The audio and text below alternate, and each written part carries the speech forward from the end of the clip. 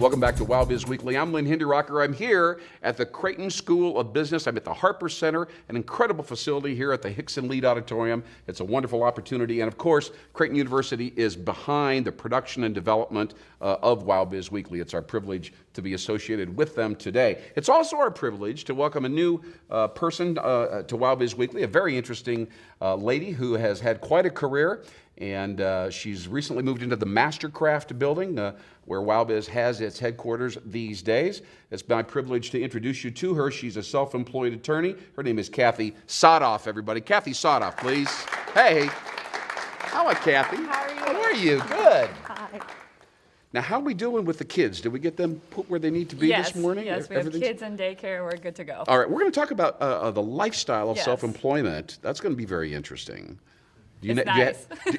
Well, it is. And I'm also going to ask you some questions about this new book, Lean Into, all right? Yes. Where we talk about female leadership today. I have a feeling you're going to have some opinion about that. All right, now tell me a little bit about your career and just basically what it is that you do as a legal professional, and then we'll kind of dive into the good stuff, okay? Sure. I'm an attorney for 8 years. I did 3.5 years in private practice as criminal defense and business, which is an odd combination, but it worked for me. I really enjoy criminal defense. Keeps you in the courtroom, keeps you on your toes. Yes. You're out there. Those are two very contrasting backdrops Yes. in the legal field, yeah. But I really enjoy business. I enjoy the people. I like to help people start businesses. That's something I really enjoy doing. And so I did those two things. And then I got to a point where I had some children that were very young. I had them a year apart.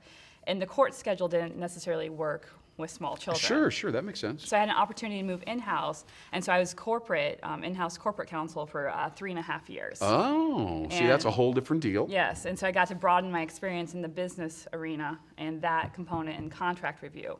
But at the end of the day, I really like the one-on-one contact with people and helping people. Absolutely. And so I had an opportunity. I had been planning, and we can talk about planning, about making my step back out and being my own boss and having my own firm, and I've made that move now. All right. Well, so your firm is called Saathof Law Group. Correct. Okay, and again, well, just so everybody knows, it's at the Mastercraft. My assumption is people know where that is, but not everybody does. It's at 1111 North 13th Street. Yes. All right, so people can look you up over there. That's about 13th and Nicholas, as you recall. Mm-hmm. So anyway, what was it that drove you to go from the corporate environment, where I'm sure you did a great job, and then wanting to be self-employed, other than lifestyle and personal schedule considerations?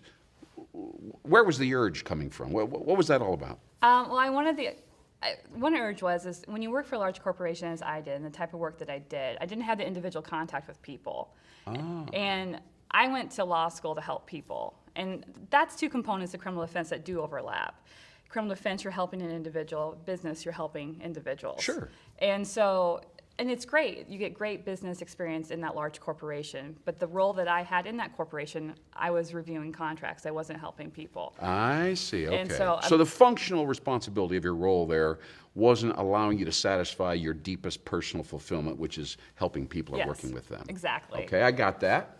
So you thought, well, I'm going to go be self-employed somewhere? Yes. Okay. Now, I see you working by yourself mostly every day. Yes. Are you satisfied at this point that you're really interacting with people sufficiently, or is that yet to come? Well, that's yet to come. Okay. I'm in the growth phase. I've actually been planning this for about 2.5 years. Okay. And I think that's an important component, that when you're looking to go out on your own, Yes. to take the time and to minimize the risk, because you are taking a risk to do so. Let's talk about that, shall we? I have the privilege of working with many of these young folks here at Creighton, and by the way, a lot of other people. I have a partner that's self-employed, and he does some great work.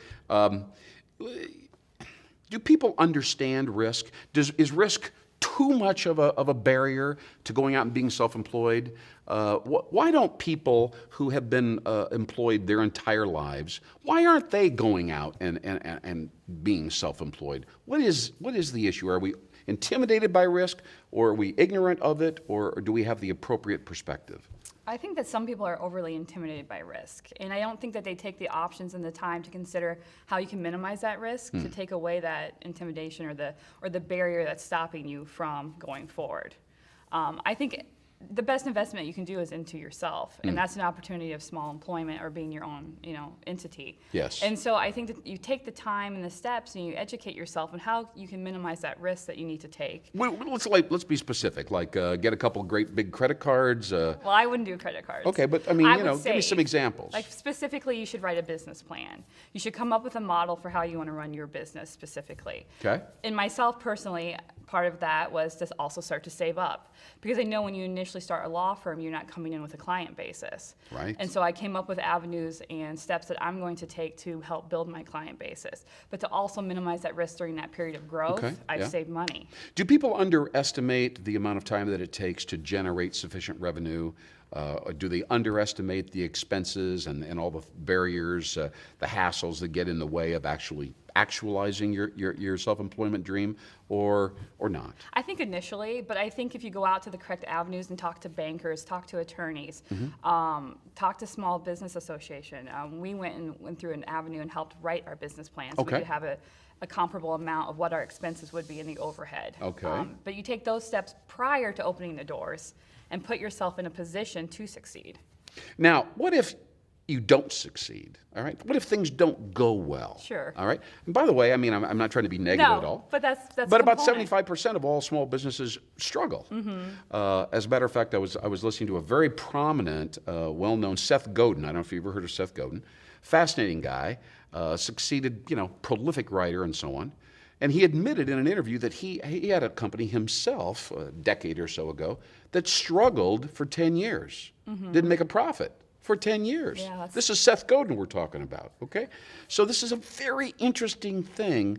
You can do manage all the variables, and somehow things don't unfold correctly. Do you know people in that position? Yes, I know other attorneys who have attempted to do their own law practice and have not been successful at doing it. Why do you think that is? I think attorneys specifically underestimate that you are selling a product. People are not just going to come to you magically. They're focused on the production of the papers and the work and the Yes. output, but don't think about the sales piece? Correct, and I think if they we always say shingle, put the shingle out, that people will come. Yes. And that's not true.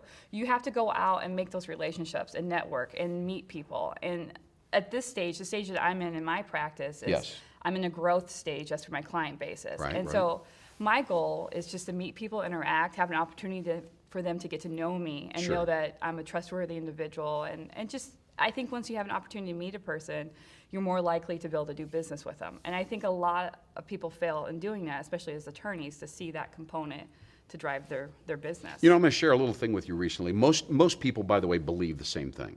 Their attitude is, I'm going to form a relationship with somebody, they'll start to trust me, and then they'll call upon me when they need me.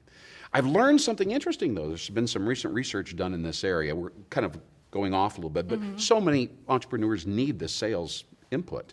And what we're learning is that in this new generation, a self-employed or a salesperson's ability to attract a client is often dependent upon their ability to share something new. New information, how-to tips, advice, suggestions, research, whatever it is, and people are attracted to that, and they're intrigued with the new information, and then they say, I want to have a relationship with you because of that. And I would agree, because you seem innovative. Isn't that interesting? Yes. I mean, that is a fundamental shift, because I know a lot of people say, well, I just go out and network, hand out my card, buddy up, kind of hang out with people a little bit, and, and I get my share of business that way. But I think you need to show how you can specifically add value to that. And associate yourself with something fresh and new. Which is one reason why I picked the Mastercraft. Yes. I've been watching that building for 2.5 years. You have? Yes, and I see that as a new area of town and a business and a new model for business. Would you say it has a brand in itself right now? For certain. Yeah. And part of that is I picked that place because I would like that sort of brand to relate to my law firm. And so. So you want to have a kind of an innovative law firm that appeals to entrepreneurs. Correct. Awesome. And the young market. Absolutely. Well, Cathy Saathof from Saathof Law Group at the Mastercraft, thank you so much for joining me. Well, thank you. I thought this interview would go this well, but I wasn't absolutely sure. So it's such a pleasure to have you. Thank you so much. you. Cathy Saathof, Thank you. Saathof Law Group from the Mastercraft. We'll be right back. Thanks so much for watching us here on Wow Biz Weekly. We'll see you soon.